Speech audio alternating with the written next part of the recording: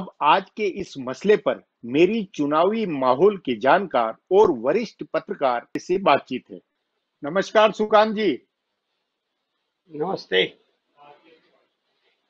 सुकांत जी, चुनाव प्रचार चालू हो गया है। भाजपा के अध्यक्ष जेपी नड्डा ने गया में सचमुच में एक रियल जनसभा भी कर डाली है।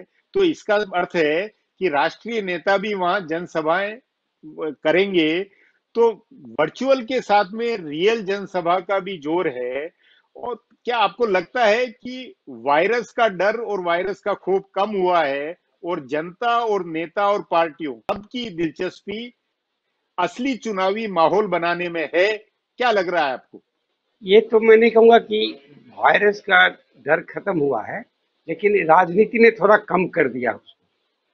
अगर डर खत्म हो गया जी होता तो दुर्गा पूजा जैसे उत्सव को मनाने की छूट मिल गई होती।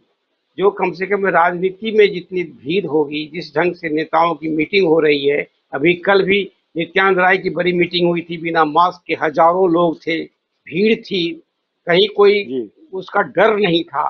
तो ये डर वायरस का भी है लोगों में, लेकिन नेताओं ने उसको चुनाव के मूड में आने के साथ उसको दरकिनार कर दिया है। तो ये नहीं हम कहेंगे कि वायरस का डर खत्म हो गया है। हाँ, उसकी उदासीनता, उसको उसकी उसकी अनदेखी की जा रही है, यह मैं कह सकता हूँ। दूसरी बात यह है कि चुनाव वर्चुअल रैली हो रही है और एक्चुअल रैली हो रही है। निश्चित रूप से एक्चुअल रैली ज्यादा महत्वपूर्ण होती है, ज्यादा उसका कम्युनिकेशन ये होता है, रिच ज्यादा है उसका, और लोगों की भागीदारी अधिक होती है। वर्चुअल में ऐसा नहीं होता है।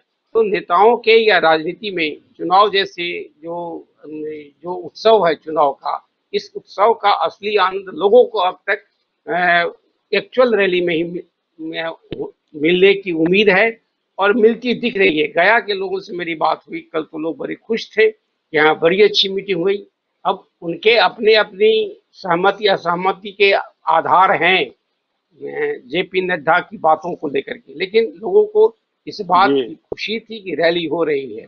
लेकिन गया के लोगों को इस बात पर भी आपत्ति थी कि आपने वायरस के नाम पर पिंडदान को रोक दिया, आप दशहरा को रोक रहे हैं और चुनाव की रैलियां कर रहे हैं। यह जो विसंगति है, यह विसंगति क्या दूर नहीं हो सकती थी? सुकांत जी, आपके अनुसार जनता में रियल चुनाव को लेकर ज्यादा दिलचस्पी है? जनता ज्यादा बेफिक्र है या नेता ज्यादा बेफिक्र है? मतलब नेता भी भले ये की बात है कि ज्यादा से ज्यादा जनसभा हो, ज्यादा से ज्यादा जनसंपर्क हो, तो नेता ज्यादा सावधानी बरतते हुए लगते हैं या जनता में ज्यादा सावधानी है? जनता में बहुत अधिक सावधानी नहीं है। दो तरह की बात इसको देखा जाए, दो दो ढंग ढंग से देखा जाए। शहरी जनता तो निश्चित रूप से बहुत साकांक्ष है और सचेत है, और उस वो कॉन्शियस है कि वायरस का जो बचाव के तरीके अपनाए जाएं। ग्रामीण जनता में वह चेतना नहीं है या नहीं पैदा की गई। लेकिन चुनाव को लेकर के लोगों में बहुत उत्साह है, इसमें दो राय नहीं है। लोग चुनाव चाहते थे, चुनाव हो रहा है। हालांकि लोग चाहते थे कि ये वायरस का डर कम होने के बाद हो तो ज्यादा भागीदारी बड़ी होगी, लेकिन इसके बावजूद लोग खुश हैं कि चुनाव हो रहा है। लोग भागीदारी निभाने को भी तैयार हैं, और भागीदारी निभाने के पीछे उनकी राजनीति भी हो सकती है, वोट देने का आनंद भी हो सकता है, उत्सव धर्मिता भी हो सकती है। तो लोग खुश हैं कि वोट देने का अवसर एक आ रहा है। सुकांत जी, आपके अनुसार पिछले चुनावों के मुकाबले में जन की भागीदारी ज्यादा है या जनता उदासीन है? शहरी जनता में डर है। उनमें ये डर है कि हम किस हद तक बूथ पर जाएं, कैसे जाएं, और हमारी भागीदारी कितनी हो, क्योंकि उनको लग रहा है कि वायरस खत्म नहीं हुआ है, जो कि वास्तविकता है। उनको यह भी लग रहा है कि जांच पड़ताल की जो व्यवस्था है वह पुख्ता नहीं है, उसकी वजह से भी है। वह जो है शहरों की जो जन स्वास्थ्य सेवा है वो बहुत लचर है, इसका भी डर है। लेकिन ग्रामीण जनता में इन बातों का डर बहुत सीमित है। गांव में जो पढ़ी लिखी आबादी है उसमें तो ये चिंता का विषय है, उसमें यह चर्चा का विषय है। लेकिन आम तौर पर लोग इस भागीदारी को चुनावी में इस डर को कि हमको कोरोना का डर है, चुनाव में कैसे जाना चाहिए, तो बहुत बड़ी आबादी है जो इससे बेफिक्र है।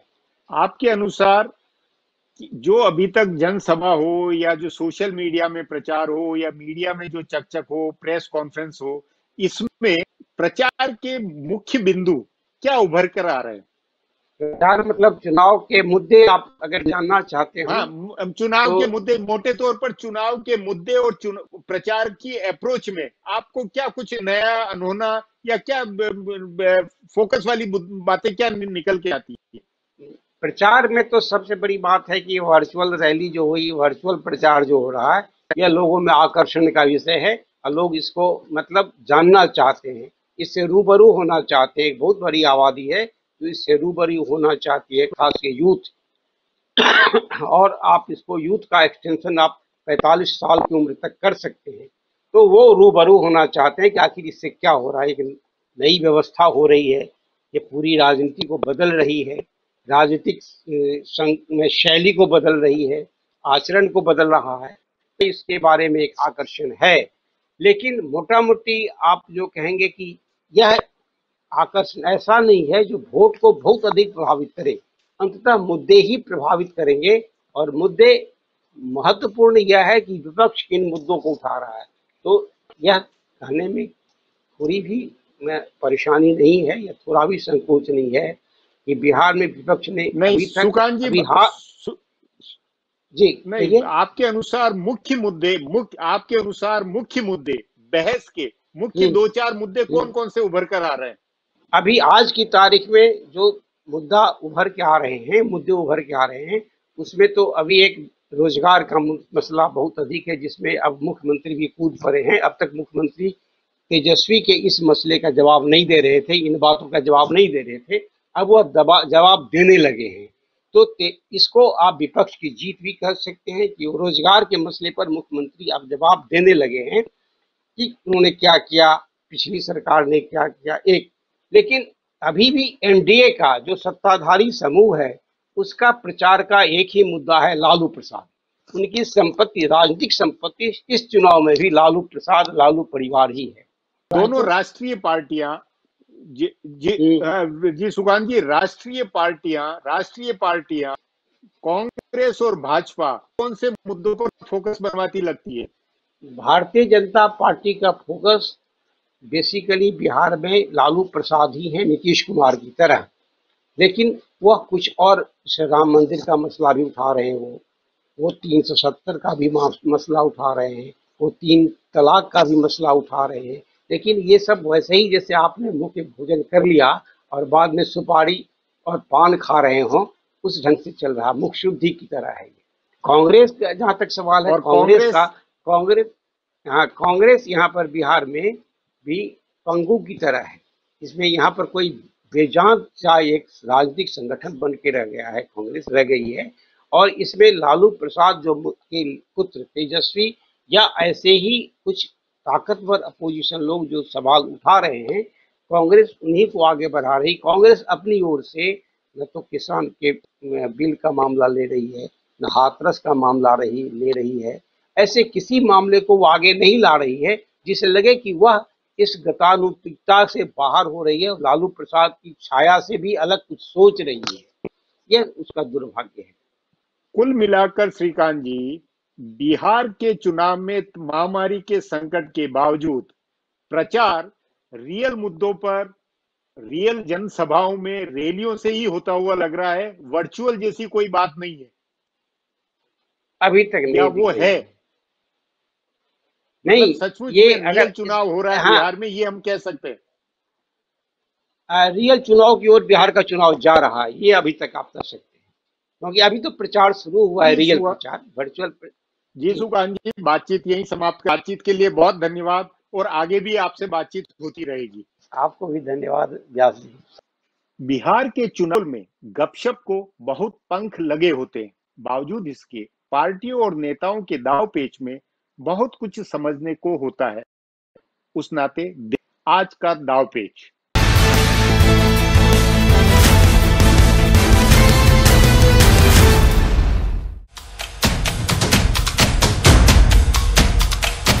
बिहार भाजपा के सबसे बड़े नेता और राज्य के उप मुख्यमंत्री सुशील कुमार मोदी क्या हमेशा डिप्टी सीएम ही बने रहेंगे या उनकी तरक्की होगी? वे बरसों से डिप्टी सीएम हैं।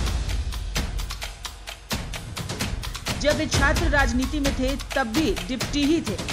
लालू प्रसाद यादव पटना छात्र संघ के अध्यक्ष चुने गए थे और सुशील मोदी महासचिव बने थे। लालू हमेशा यह बात कहते हैं कि सुशील मोदी उनके डिप्टी थे। छात्र संघ की राजनीति में, मुख्य धारा की राजनीति में सुशील मोदी भाजपा के सबसे बड़े नेता हैं, पर सरकार में हमेशा डिप्टी ही रहे। नीतीश कुमार के मुख्यमंत्री बनने के समय वे उप मुख्यमंत्री बने थे और पिछले 15 साल में से करीब 11 साल वे उप मुख्यमंत्री रहे हैं। बिहार भाजपा की राजनीति में विधायक दल के नेता रहे और उप मुख्यमंत्री रहे, पर प्रदेश अध्यक्ष कभी नहीं बने। उनके बाद के नए लोगों ने प्रदेश अध्यक्ष की जिम्मेदारी संभाली। पहले मंगल पांडे, फिर नित्यानंद राय रहे और अब संजय जायसवाल प्रदेश अध्यक्ष हैं। फिर भाजपा की गुटबाजी में भी सबसे मजबूत खेमा अब तक सुशील मोदी का ही रहा। तभी यह सवाल उठ रहा है कि क्या इस बार के चुनाव के बाद उनकी तरक्की होगी? भाजपा के नेता अनौपचारिक बातचीत में कह रहे हैं कि पार्टी ने ऐसी राजनीति की है जिसके बाद भाजपा का मुख्यमंत्री बनना तय है, पर कोई भी नेता मुख्यमंत्री के तौर पर सुशील मोदी का नाम नहीं ले रहा। माना जा रहा है कि भाजपा अगर अपनी सरकार बनाती है तो मुख्यमंत्री सुशील मोदी की जगह कोई अपेक्षाकृत नया नेता बनेगा, जिसे केंद्रीय नेतृत्व का आशीर्वाद प्राप्त होगा। अगर कोई नया नेता मुख्यमंत्री बनता है तो इस सरकार ने सुशील मोदी मंत्री नहीं बनेंगे। तभी सवाल है कि फिर क्यों सुशील मोदी और उनके करीबी नेता चाहेंगे कि राज्य में भाजपा की सरकार बने। तो चुनाव बाद पार्टी और गठबंधन दोनों की राजनीति दिलचस्प होने वाली है। वैसे तो यह काल्पनिक सवाल है, पर बिहार में इन दिनों हर आदमी की जुबान पर अगर भाजपा अपनी सरकार बनाती है तो मुख्यमंत्री कौन होगा, यही बात सामने आता है। यह भी सवाल पूछा जा रहा है कि जिस तरह से भाजपा ने झारखंड में गैर आदिवासी, हरियाणा में गैर जाट और महाराष्ट्र में गैर मराठा मुख्यमंत्री बनाया था, क्या उस तरह से गैर पिछड़ा यानी अगड़ी जाति का मुख्यमंत्री बिहार में बन सकता है? पिछड़ी जाति का बनेगा तो कौन होगा और अगड़ी जाति का बनेगा तो कौन होगा, इसकी अटकलें लगाई जा रही हैं। अगड़ी जातियों में से गिरिराज सिंह से लेकर मंगल पांडे, राधा मोहन सिंह और रविशंकर प्रसाद आदि के नाम की चर्चा है। बिहार भाजपा के पिछड़े नेताओं में यादव नेता के तौर पर वर्षों तक नंदकिशोर यादव ने राजनीति की है, पर अब नित्यानंद राय उनसे आगे निकल गए। बिहार विधानसभा चुनाव को लेकर जो पहला चुनाव पूर्व सर्वेक्षण आया है, उसमें अनुमान जताया गया है कि बिहार में त्रिशंकु विधानसभा बनेगी। इसमें कोई नई बात नहीं। बिहार में 1995 में आखिरी बार किसी पार्टी को पूर्ण बहुमत आया था। इसके बाद से त्रिशंकु विधानसभा ही बन रही है। मौजूदा विधानसभा में भी सबसे बड़ी पार्टी के 80 विधायक हैं। उसके बाद 70, 54 और 27 विधायकों वाली 3 पार्टियां हैं। इनमें से 2 पार्टियां जिधर रहती हैं उनकी सरकार बनती है। अभी भाजपा और जदयू एक साथ है। पहले जदयू और राजद एक साथ थे और उससे भी पहले भाजपा जदयू साथ थे। इस बार भी तय है कि बिहार विधानसभा त्रिशंकु बनेगी, पर असली सवाल यह है कि सबसे बड़ी पार्टी कौन बनेगी। वोटर के सर्वेक्षण के मुताबिक भाजपा 85 सीटों के साथ सबसे बड़ी पार्टी बनेगी। अगर ऐसा होता है तो चमत्कार से कम नहीं। बिहार में इस बार भाजपा जदयू का गठबंधन ठीक से काम करता है, तब तो हो सकता है कि भाजपा सबसे बड़ी पार्टी बन जाए। या सर्वेक्षणों में जैसा बताया जा रहा है वैसे दोनों पार्टियां मिलकर 150 से ज्यादा सीट जीत जाएं। पर अगर भितरघात हुआ, जिसकी संभावना अभी दिख रही है, तो गणित बदल भी सकता है। इस समय एनडीए के एकजुट होने की दुहाई और महागठबंधन के हल्ले के बावजूद कोई नहीं कह सकता कि कौन सी 2 पार्टियां साथ रहेंगी। कांग्रेस पार्टी में सारे काम बहुत आराम से और समय लेकर होते हैं। तो बिहार चुनाव के लिए दूसरे दौर का नामांकन शुरू हो जाने के बाद चुनाव लड़ाने वाली कमेटियों का ऐलान किया गया है। पिछले कुछ समय से भाजपा में भी कांग्रेस वाले गुण आ गए हैं। इसके बावजूद भाजपा ने अपने चुनाव प्रभारी का फैसला कोई 1 महीने पहले कर लिया था।